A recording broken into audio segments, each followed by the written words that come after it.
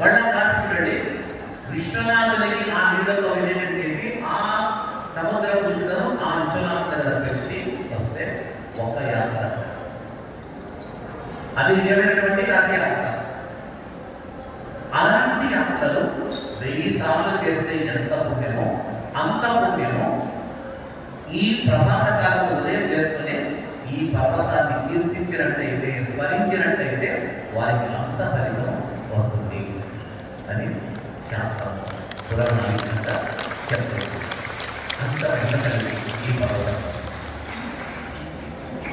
అలాంటి పర్వతం వెంకట. ఆ వెంకట అంటే సకల పాపములను ధరించినటువంటి పర్వతానికి అధిపతిగా నాథాయ.